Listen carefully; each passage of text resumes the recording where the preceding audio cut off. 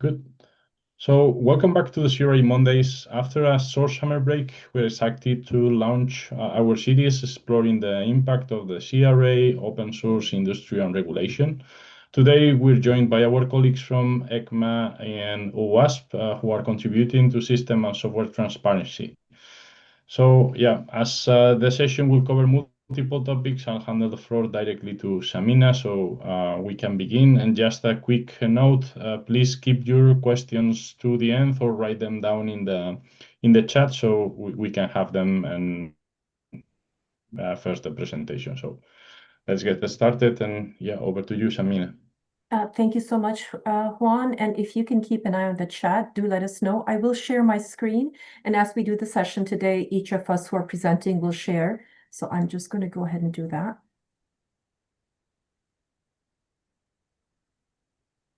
So I will do a very short intro and an update of what we're going to do, and then I will hand over to my colleagues. So first of all, thank you very much for joining this call on Labor Day for those who are in North America.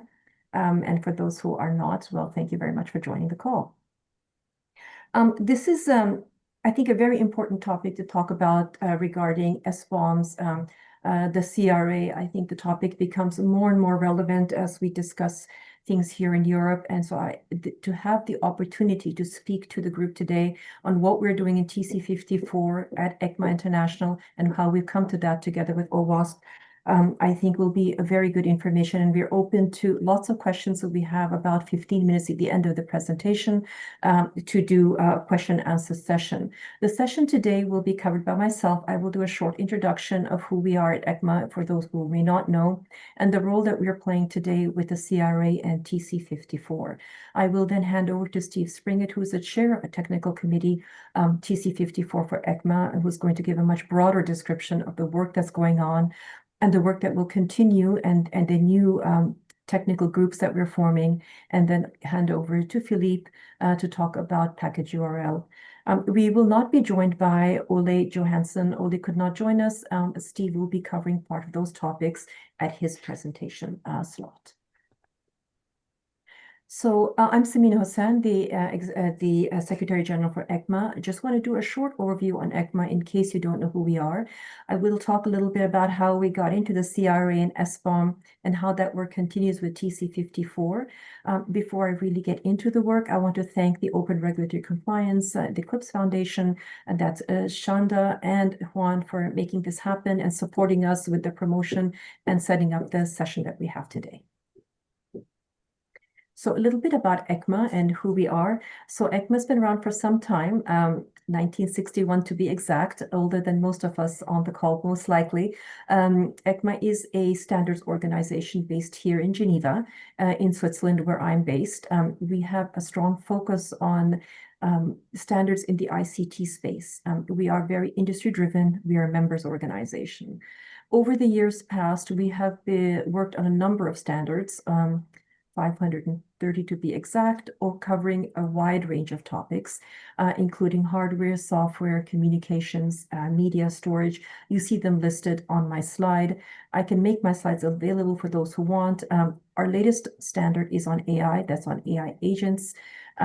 We have, as I mentioned, covered 530 standards published. Our standards are all available for free from our website, and of which we have published about 230 standards together with ISO IEC, which is in the space of JTC1, where we have a very strong relationship. So that takes our standards from being an Ecma standard to an international standard opportunity.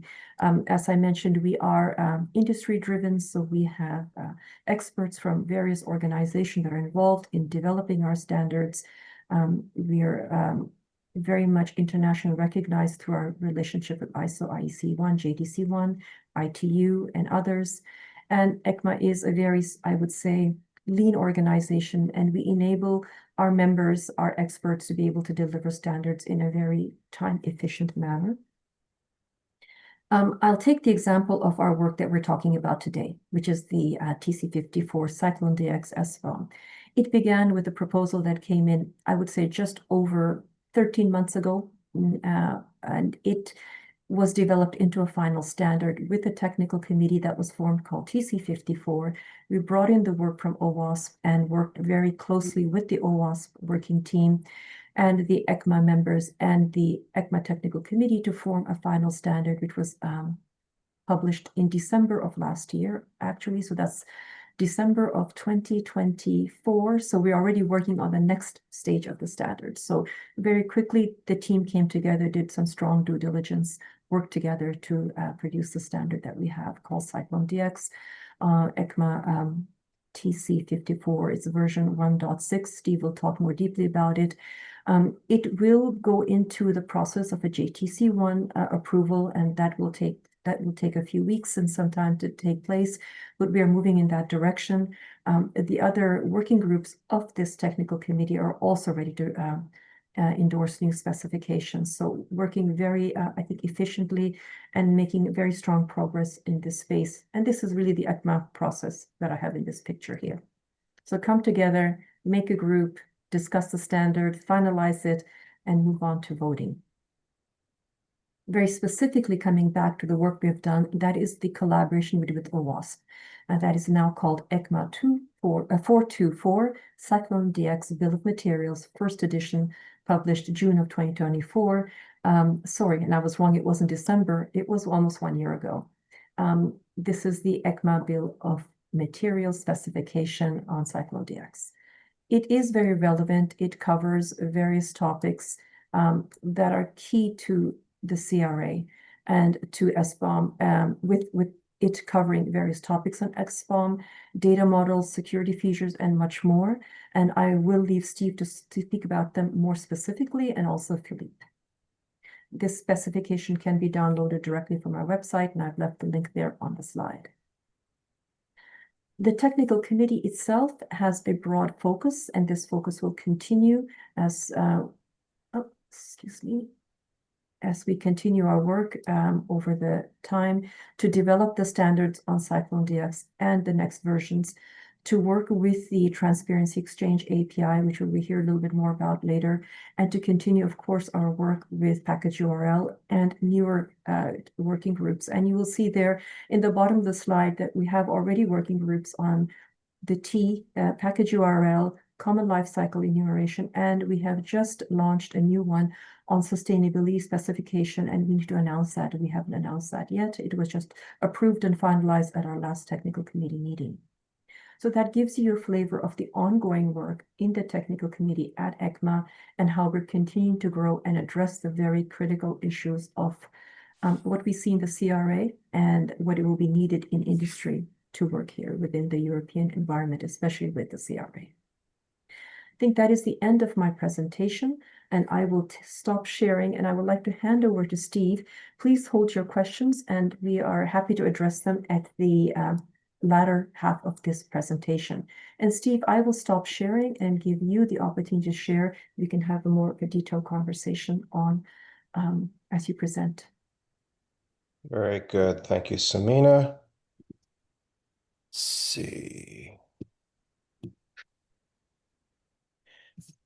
All right. Can everyone see my screen? Yes, we see it. All right. Very good. Thank you. So yeah, thank you again for everyone being here. I'm going to dive into a little bit more about TC54 and some of the specifications and standards that we are working on. TC54 is really framed around the concept of software and system transparency. And essentially what that means is that we're working on standardizing core data formats, APIs, and algorithms that advance software and system transparency. Any specification that kind of falls into that arena is something that we're really considering looking at.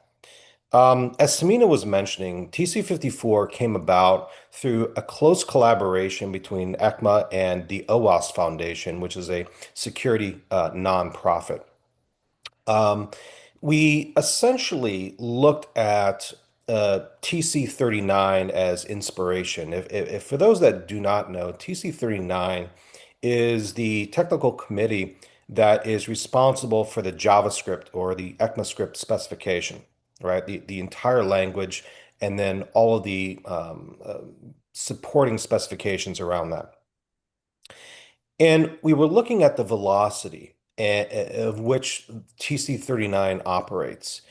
And essentially, we reverse engineered what it is that they actually do and came up with a standardization process that essentially kind of replicated the outcomes of what TC39 does.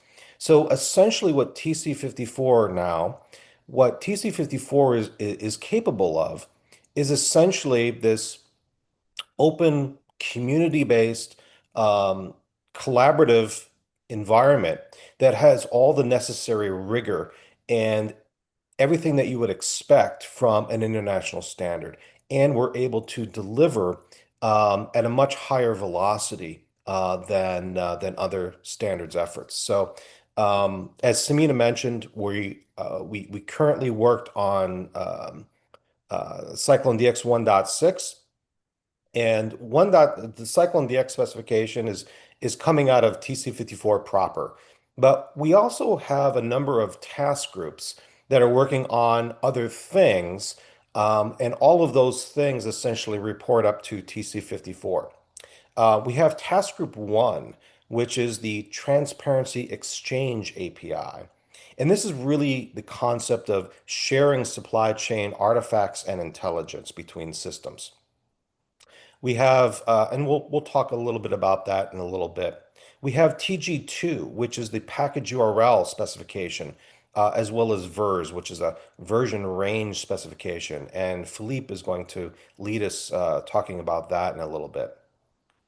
Task Group 3, which is the Common Lifecycle Enumeration, which is a time series specification that tracks product lifecycle events and milestones such as end of life and end of support over time. And then brand new, again, Samita alluded to it, we just formed it at the last technical committee, is Task Group 4, which we're currently calling contributing.yaml, but that name may change. It is a specification for open source sustainability. So we're really, really excited for this.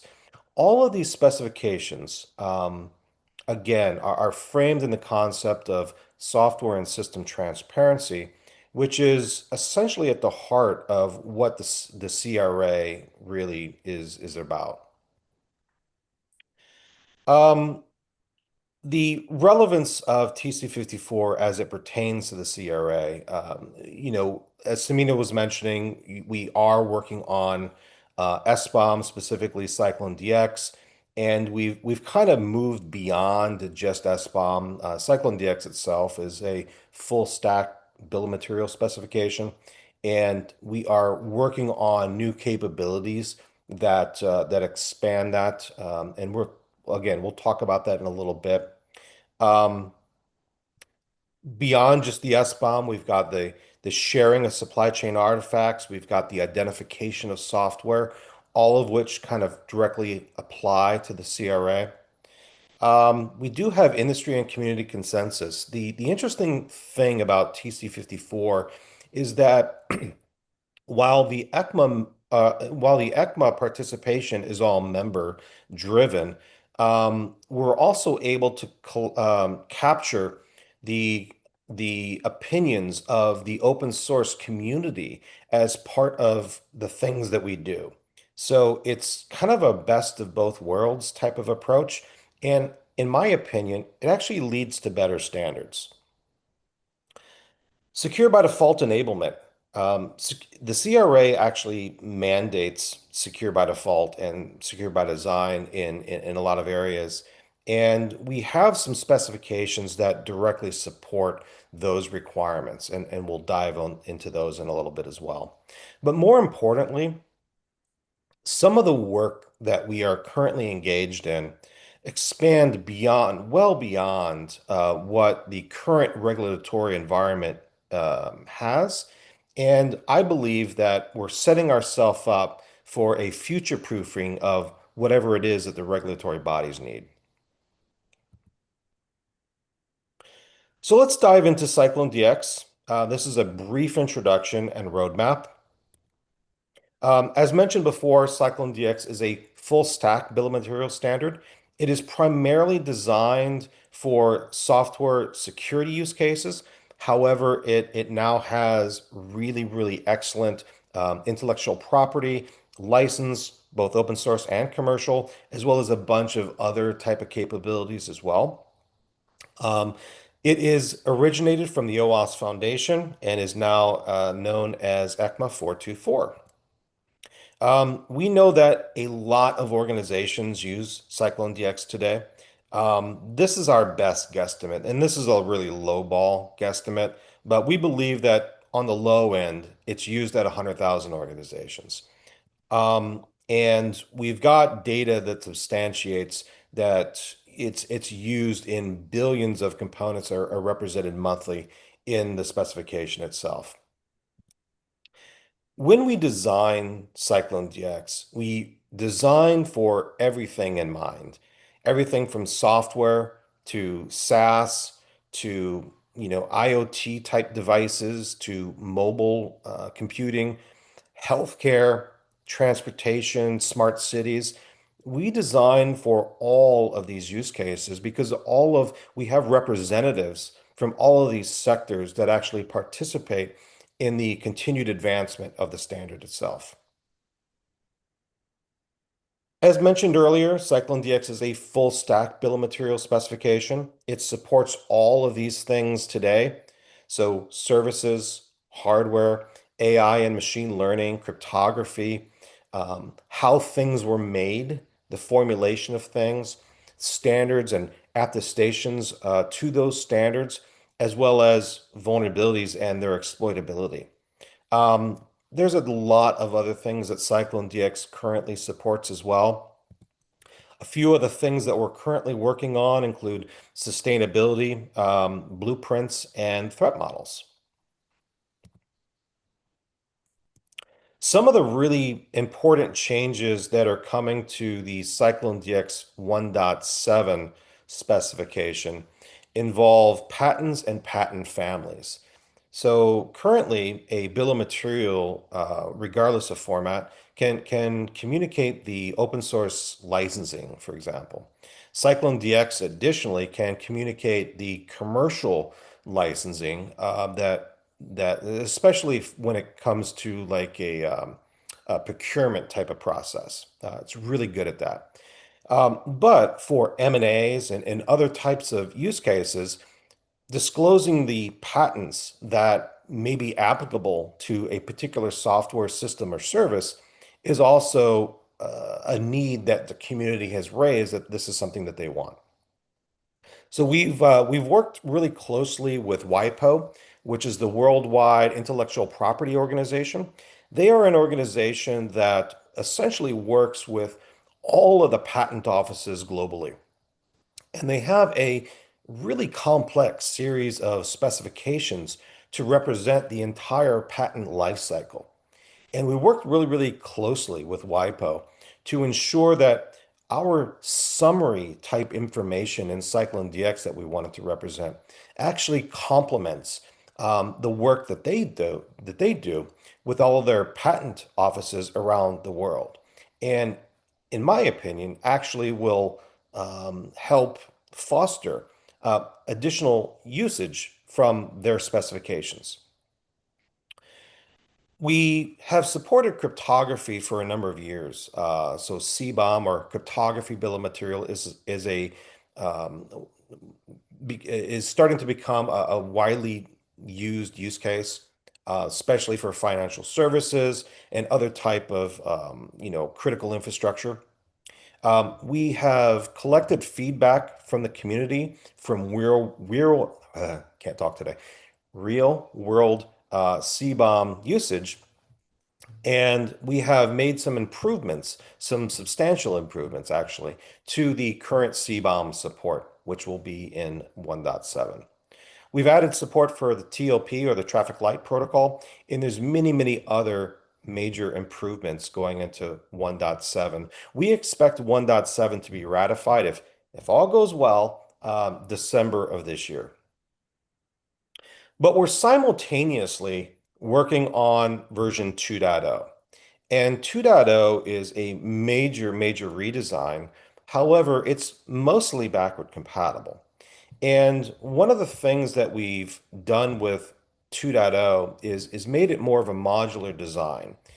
And this is not only a best practice in terms of promoting reusability, but it's going to dramatically alter the way that work groups and community involvement actually happen once 2.0 is released. So we're really, really excited about this. It's also going to allow us and CycloneDX adopters to adopt parts of the specification without necessarily committing to the entirety of the specification. So it's going to bring a lot more people into the fold, which we're really excited about. It has this concept for blueprints. One of the interesting things about bills of materials is that while they are useful, they're not overly useful for blue teams or the people that are essentially responsible for the defense of environments or infrastructure that run this software. And we wanted to provide some data to really help the blue teams, protect their environments. And knowing how something is architected is one way to kind of help those teams understand what it is this software it does. As part of the blueprints, we're also introducing the support for threat modeling. We've aligned the entire threat modeling industry. And threat modeling is just a fancy word for identifying things that could potentially go wrong. Ideally, it is something that you would do before you build, the thing that you're going to build. Identify what could go wrong, and then figure out what kind of mitigations or countermeasures that you need to deploy.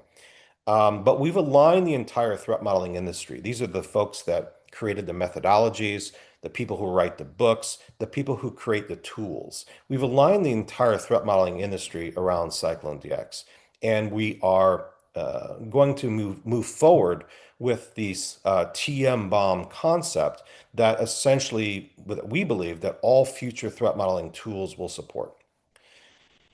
One of the biggest changes, I think, in 2.0 is really the support for behaviors, being able to describe what something does. For example, like I mentioned earlier, CycloneDX supports cryptography and cryptographic assets, which is great, but it doesn't really tell you what those algorithms are actually used for. Is that SHA-1, you know, used in some critical manner, or is it just used for hashing and verification that files on the local file system haven't changed, for example, right? So identifying the behaviors of something is something that would really, really help blue teams because it allows us to establish a baseline. And then outside of that baseline of behaviors, the blue teams can now look for anomalies. So as a defense mechanism, we believe that this is really going to help defense. And there's many, many other behaviors or capabilities coming in 2.0. But switching gears a little bit, I want to discuss the common lifecycle enumeration, which is another specification coming out of Ecma. And this is really around the concept of tracking lifecycle events and milestones. So before we get into what CLE is, I want to briefly touch on why the CLE is needed. Currently, like vendors and open source projects announce end of life and end of support and other types of events in a completely different manner, right? Some vendors, blog about it or post it on their support website. Open source projects might just assume that the latest version of thing is the only one that is supported. There's just no consistency across lifecycle practices when it comes to software. Risk and compliance management, organizations need to know when components that they depend on are no longer maintained, supported, or patched. And we believe that the CLE can kind of fill this gap. Component aliasing and identity tracking. Components are often renamed, forked, merged, or rebranded. CLE had support for aliasing, which allows organizations to track the continuity of a component even when its identity has changed. Provenance and supply chain assurance. Software and hardware evolve over time, and CLE provides provenance chaining to link versions and lifecycle events, improving traceability and supply chain trust. Automation and tooling support. Security and compliance and inventory tools can consume CLE data automatically, reducing the reliance on manual processes. And cross-domain applicability. While initially CLE is designed for software, it does expand to hardware as well. And we will be working on that in subsequent versions of the CLE specification. This is going to be really critical because there are complex systems such as IoT, medical devices that have, both hardware and software, etc., that that we can represent in the CLE specification. So what does CLE actually capture? Well, it captures core milestone events. These are things like end of life, end of support, end of development, when something was GA'd, these type of events. And these are not, these are all time series. For example, when something is end of lifed, in many cases, it actually comes back to life. Commercial companies do this all the time. They announce end of life to something, and then, in the future, there might actually be demand for that thing, and then they bring that thing back. Or in the open source world, um, some projects actually end of life the thing that they're working on so that they can concentrate more on the future thing that will eventually replace that. But because there's a limited amount of resources, they essentially end of life it temporarily, and then they come back to it to support it later, and then eventually end of life it again. A really great example of that is the Bootstrap project from which is the UI framework that was originally developed by Twitter. So these are all time series events. But more importantly, the support and maintenance events. These are the things that commercial vendors will say that they, support this particular piece of software for so long, and might even capture the different support levels that they support as well. And then again, the identity and provenance events, such as components being renamed, rebranded, etc. This happens all the time when, the marketing person wakes up on a Friday, decides to rename the product to, from product A to product Z, or, mergers and acquisitions happen. So being able to track all these types of events is what CLE is really about. We expect CLE to be ratified in December 2025. All roads indicate that we are on track for that to happen, so fingers crossed that will actually occur. The Transparency Exchange API, this is something that we're also working on. This is where Ole Johansson would have talked about, but he is leading the task group that is responsible for the Transparency Exchange API. And essentially what this boils down to is an API to autonomously discover and share supply chain artifacts and intelligence. Without describing a lot of what, the technical aspects of what T does or the Transparency Exchange does, I think it's best to kind of show some real world kind of usages of it. But the core problem is that SBOMs today, if you want to share them, there's no standard mechanism to share them. Some vendors put them on their support portals. Some you have to email. Open source projects sometimes publish it in their releases or in somewhere else. There's really no standard mechanism to share this information. So if you are a consumer and you've got 10,000 vendors that you do business with, you're really not going to log into 10,000, different vendors to obtain the SBOM for that one version of that thing that you have. And then, of course, log into those things manually for every update. So we need a mechanism to kind of autonomously discover and share this information. And yes, it does start with the X bombs, right? The S bombs, the H bombs, the AI and ML bombs, the C bombs, etc. So the T can actually share this raw data regardless of format, right? SPDX, CycloneDX, some future format that hasn't been invented yet. The T can support it. Now, the interesting thing about sharing this information is that what I've heard from multiple vendors and consumers is that most vendors actually don't want to share the information, not because they have something to hide, but it's a slippery slope to providing too much information that may not necessarily be applicable.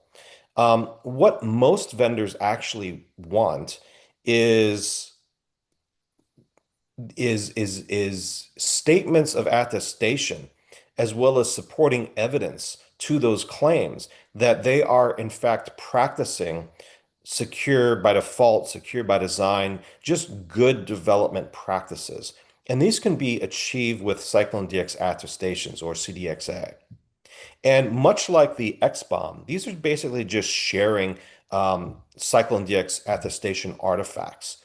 So if you rewinding to maybe a procurement use case, right? You haven't acquired the software yet. You are currently doing vendor risk management, and you could theoretically autonomously discover the attestations that this vendor has put forth about all the secure development practices that they engage in before you actually buy the software.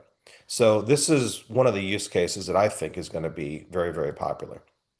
VDR and VEX, this is essentially the concept of disclosing the vulnerabilities and their and whether or not they apply to the software or system in question. So again, format agnostic. However, CSAF, which is its own specification from OASIS, actually has its own distribution requirements. So I'm not quite sure if that actually is going to fit in here because it doesn't seem to be compatible. But other VEX formats will work with this really well. And then finally, the CLE, which we talked about just now.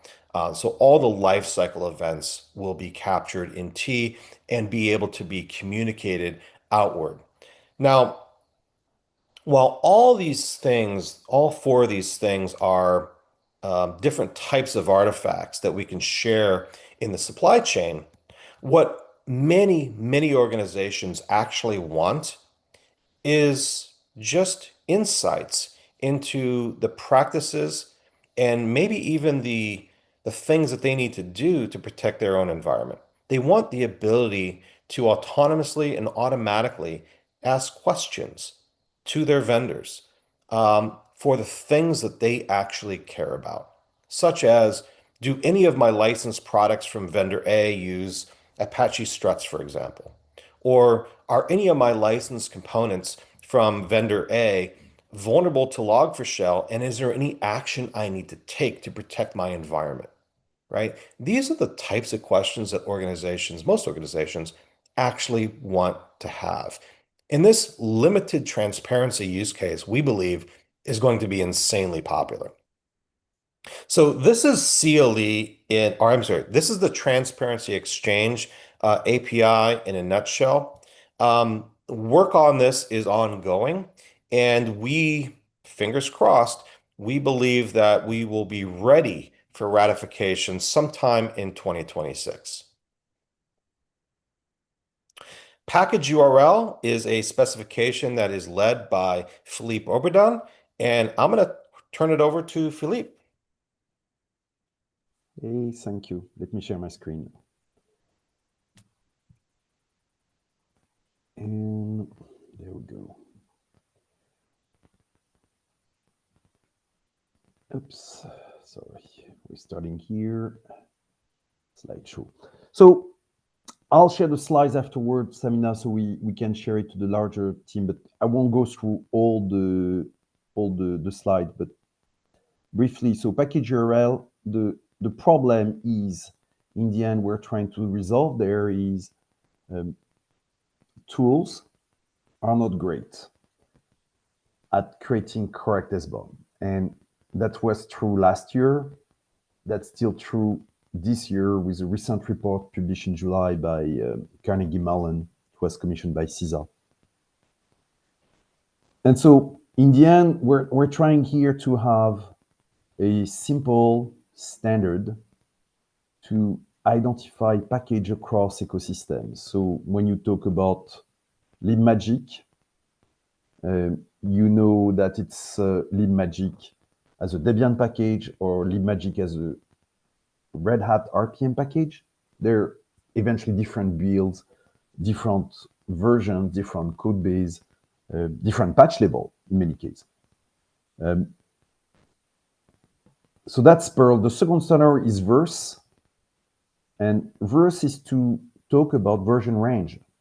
When you say, I depend on Django version 5.0.1 or higher, for instance, or all the version of NPM between 1.2.3 and up to 2.0, including 2.0, are vulnerable to CVE 5, this kind of thing. So two types of range for the expression of dependencies and ranges for vulnerable ranges, which are eventually very similar. Both are going through a standardization process as part of TC54. Verse, by the way, is lesser known, but it's already adopted in CycloneDX and CSAF. It is also, there's a lot of adoption. A lot of this adoption is actually due to CycloneDX and the adoption of PURL in CycloneDX. You can see some of the tools. The thing I want to highlight here is really the fact that last week, I was in Amsterdam at the Linux Foundation event, and I was told by somebody from the CISA that actually the CVE schema had merged a pull request to bring support for package URL in the CVE schema to the same level as CPs, which is really huge. It's not been released, it's been merged, but there's not been a release of this schema. But eventually, if you think about the problem we all know about, the difficulties for the National Vulnerability Database in the US to provide CPEs because they have a huge backlog, they're underfunded.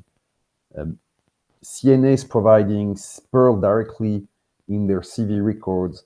It's going to make CVE much more relevant, usable, actionable. So what's happening in terms of standardization? We are already part, as I said, of two ISO standards, so CSAF and SPDX, but also of CycloneDX.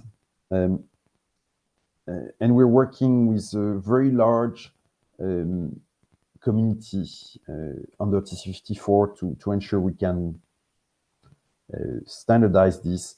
We're supposed to have a mostly frozen version 1.0 to Steve and to the TC54 committee so it can be presented to the plenary of Ecma by December. And we're trying to get that sometime this week, at the latest next week. To give you a bit an idea of the active participation we're seeing.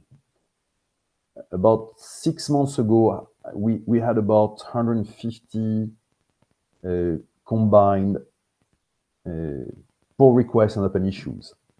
My goal was to go through all of them. We're at about 250, I think, last I looked yesterday or a couple of days ago, close to 250 open PRs and issues. But we've closed already 100 or close to 200, close to 150. So it's not a leaky bucket. It's just that there's a lot of interest. There's a lot of concerns to address, lots of expansion to different ecosystems, which is wonderful. And that's a bit of witnessing how useful and important the spec is. So that's the timeline, focus really on PURL first, and in 2026 verse, hopefully we should be able to present verse as for formal Ecma standardization sometimes in the June timeframe. If that's a stretch goal, that will be for the December timeframe. And something that Samina discussed, which is, I think, the joint GTC1 is the ISO committee. So there's been discussion. I'm sorry if I don't understand everything about standardization, but there's been discussion to also make PURL and verse official ISO standards, which would be really useful. So that's the gist of what I wanted to discuss. Very quickly, what we're trying to do beyond just the standardization process, which is essential, because it's been really an effort where we're cleaning up the spec, getting feedback, normalizing the test suite. But beyond that, we're also working to ensure that all the tools that support PURL and the libraries can adopt the standard more efficiently. And that means, in some cases, funding some of their work, in some other case, submitting PRs, so really helping lift the ecosystem so everybody can use the same standard. We're also putting a bunch of tools. One of the one I like most is an open benchmark, which will validate if an SBOM is correct. And actually, not so much on an SBOM, but validate that the list of package URL and packages that should be found in, say, this Docker image is correct. And it's something that we want to all agree. So it's open benchmarks, it's shared, so we can refine that together. The reason why we need that is there's a well-known tool, commercial tool that I will not name, but for instance, you feed it a Red Hat universal base image for containers, which is entirely made of RPMs, and it will happily tell you that there are a few Debian packages in that. And that's a real problem because, of course, I could do a Frankenstein Docker image combining RPMs and Debian packages, but Red Hat doesn't do that. Red Hat only puts RPMs. And we need to ensure that all the tools have a minimal standard in collecting inventories and building correct SBOM. It's really essential for downstream automation. We're putting together also open code and open tools to validate PURLs, including things that you will be able, if you're a tool author, to use as a library offline, air-gapped, in your tools to validate if a PURL really exists or not, to avoid invalid data. PURL benchmark we discussed, and that's pretty much it. There's really a great need beyond that to ensure we have quality reference data for the supply chain. That means metadata on packages, metadata on dependencies, metadata on vulnerabilities. And there's a bunch of projects in the space. All are either kit by PURL or about to adopt PURL. I was one of the co-founders of ClearDefine. I'm also behind about code, of course. But it's important that all these tools can eventually, or database can use the same key, because if we all use the same key, we can exchange data, we can really use the best tool for the job and enrich our supply chain with all these different data sources. I talked about the merge TPA schema. If you go to crates.io, by the way, you'll see that on each and every crates now, you have a PURL right there on each page, which is also really, really nice. I don't know where it came from. I cannot even take credit for that because I have no idea who merged that. But it's wonderful. I can take credit for it, even though I'm not responsible. I commend that for that. There's a lot of work that's going on with each of the tools maintainer and library maintainers to make sure they adopt the latest standards. And as I said, building open source tool to help validate and ensure we get good tools. One last thing here, which is really interesting, is there's a darker corner in PURL, which is everywhere we don't have a nice package ecosystem, a community, like Maven, which centrally gives a name, like PyPI for Python, like NPM. And that's this small slice of the world we're in, which is C and C++ packages, which roughly covers maybe 80% of the software we run. So it's not inconsequential. And so there's discussion going on with folks working on the C++ ISO standard committee and communities on how we could come with a registry that could anoint package URL for this package that don't live in a registry. So at least we can talk about them in our supply chain and reference them in Vulnerability database more efficiently. That's going to be really important. I had discussion with kernel maintainers last week on the same topic. As we are adopting all of these support for PURL, especially in CVEs, that's going to be huge. And that's it. Thank you, Philippe. So we are open. Sorry, Juan, I was just thanking all of the speakers, Steve and Philippe, on the presentation. And we wanted to give plenty of time for question and answers. So we are very open for any questions you may want to chat it, or you may like to just ask us, please. We are open.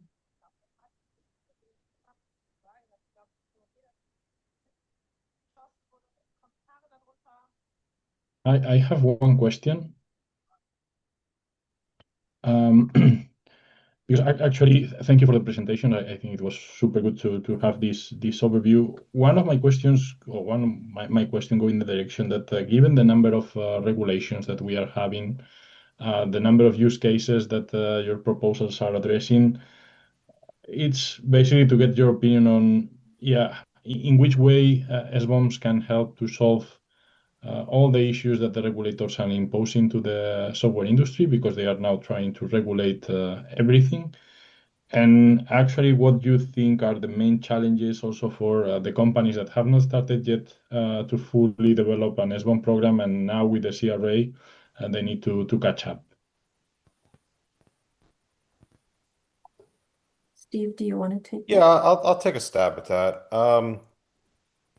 SBOM is a tool, and it certainly doesn't solve world hunger or even all the software problems that we have. It is one of many ways to be transparent. And the overall theme that I'm kind of seeing in regulation, in best practices, etc., is the increased desire for software vendors, mostly commercial, but software vendors, to be more transparent about their software, their development practices, etc. And we believe that by focusing on standards that support software and system transparency, that we should be able to preempt, in a lot of cases, what it is that the regulatory bodies are actually looking for. In some circles, CBOM is already, for example, cryptography, bill of materials. In some circles, that's already a requirement today. Is it in regulation anywhere? No, you won't see it in regulation. But there's a huge possibility that it will be in the future. Same thing for AI, right? AI and ML bombs. We believe that increased transparency around the provenance of training data and the biases and everything else about the models themselves will eventually make it into regulation. The AI Act was a starting point. We believe there's more going to be coming. So if we focus on the transparency aspect and not so much on the SBOM, again, the SBOM is a means to be transparent, but there are many others as well. Yeah, agreed. And the other thing to consider, especially in the context of this working group, is regulators and lawmakers are actually listening. And if we as an open source community can voice this opinion, we'll be listened to. Case in point, right now there's a call from CISA in the US to provide feedback on the SBOM minimal requirement updates that they voice. I think it's important we actually voice our opinions there. Frankly, I don't think it's helpful for many companies. I don't think it's helpful for open source foundation and open source developers. And so being able to voice your opinion, either individually or globally, as coordinated groups, all of that will be listened to. I know there's an update coming up to the SBOM technical recommendation in Germany in a couple of weeks. And same thing, it will be open for comment, and providing comments is really important there. In a way, we have the opportunity to influence without having large lobbying capabilities of large corporations, but we have the opportunity to influence in a positive way how this regulation can be shaped. And we're being listened to. Thank you. And also just to add, based on the question that just came on chat, we are an industry-driven organization, so we are engaged with industry. There are a number of organizations that are part of Ecma that are very deeply involved in the work of TC54. And Ecma is also very involved in discussions with the European Commission and doing its trying to support their needs. So there was a chat question: are we engaged with industry and are we working with regulators? And definitely the answer is yes. Yeah, and you could see, for instance, the participants from industry in TC54 meetings, in task group meetings. It's a who's who of who works in tech and non-tech industry that depends on tech. I see there is another comment, and I'm going to call out to Aki Rose Brown. Aki, did you have something you wanted to add? Yeah, I was going to say, so the CRA, it very specifically does not mandate any behaviors or policies internal to development before a product is out on the market. There is, sort of threat disclosure stuff that is mandated, but having really good transparency tools, I think, is a way to sort of force organizations to end up deploying best practices in their development processes without the European Union having to try to specify exactly how a company should offer. So having really good transparency tools like this, I think, are a great way to sort of change the behaviors that lead to good outcomes without specifying those behaviors. Yeah, that's really very true, because if you think of it, technically, September 30th, 2026, so 13 months, which is yesterday by many standards, or tomorrow rather. If you have a product that's deemed to be critical, you're supposed to report critical security issues within 24 hours to whatever regulatory agency or standard body will be responsible for this. Even if you produce no SBOM externally, but you've put in place the process and tools and practices to make sure you understand what you have in your software. It's only if you have that means literally you've produced SBOM, but let's assume you don't even share that. It's only by putting that in place that you'll be able to meet these requirements, which, for all practical purpose, they're good business requirements. I mean, you don't want to have critical products with critical software vulnerabilities that exist unknown to their users and customers. So I like to think this way, which is, to your point, transparency is a good thing, even if it may not be always what end up being the key requirements in all these regulations. The application of the practice leading to transparency is what's going to be needed in all cases. Yeah, thank you, Philippe. I think the best practices and how we already start can also direct what is going to be eventually required or not required. Juan, we have 2 minutes left on the call. Our objective was to give the broader community a good overview of what TC54 is doing in Ecma and its broad scope of work, and where we see some of the challenges and how we bring some of those solutions to the table. Juan, how would you like to proceed? We're happy to do a part 2 if needed. We're happy to have a conversation offline. We will share our slides to you, Juan, and you can distribute it, or you can let us know how best to give it to the audience. Yeah, first of all, thank you for the presentation and the questions. It was a really great session today. I think that the most effective way of moving on, because yeah, we are very mindful of the time for everyone who is participating today, would be if you can share the materials, that would be great. We will be sharing them with everyone, uploading to the repository. And the second part, if we keep, I think this is a quite recurrent topic. It was mentioned before. This is a current work about SBOMs. That's something that we can go back in the near future. And of course, that will be one of the topics that we want to cover in our code and compliance event in October. So I think that this is something we can keep discussing offline and try to find a way of making it visible in our event in October. Yeah, there's some urgency to reply to this CISA solicitation on the minimum SBOM requirement. It cannot wait October. I don't think it's until it will be too late, and it really needs some action. There's one thing which is a bit my pet peeve.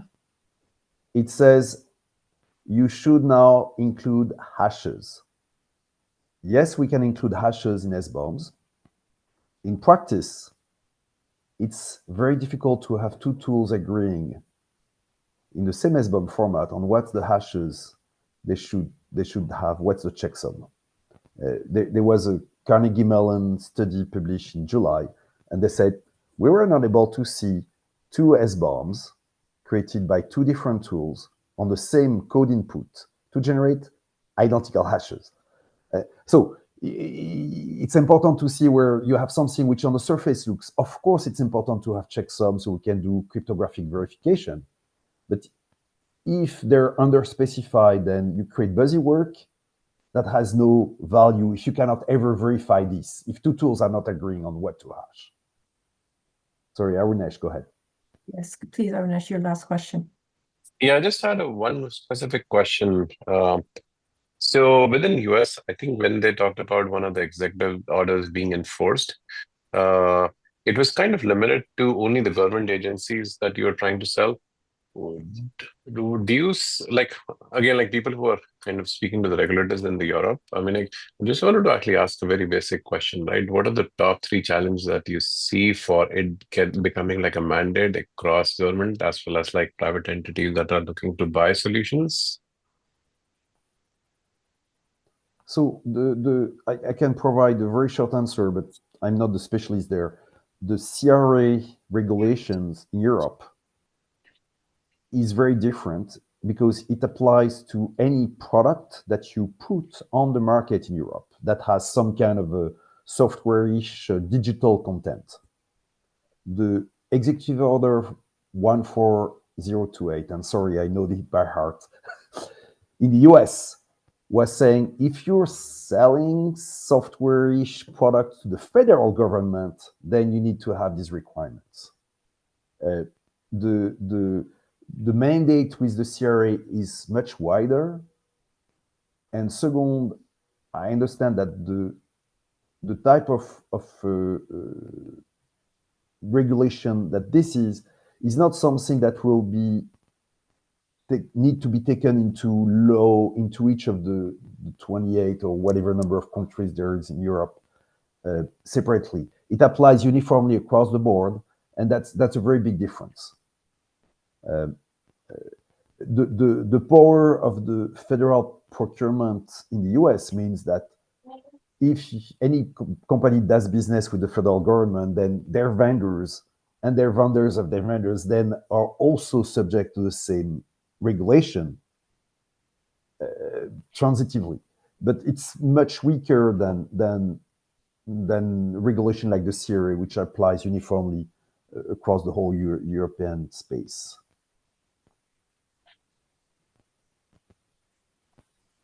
Arun, I hope that answers at least your question, and judging from time, perhaps we may have another call to discuss this even more in detail. All right. Juan, I hand it back to you. I am very conscious of the time and, of course, other meetings that are on everybody's schedule. No, I really appreciate for extending a bit longer the session today. Again, I want to thank you all for participating, organizing, and contributing to the CRA Mondays. And yeah, we will be sharing the recordings as well as the materials through our channels. And yeah, thank you very much, and have a nice rest of the day. Thank you. Thank you, Alistair. I hope you had a good party.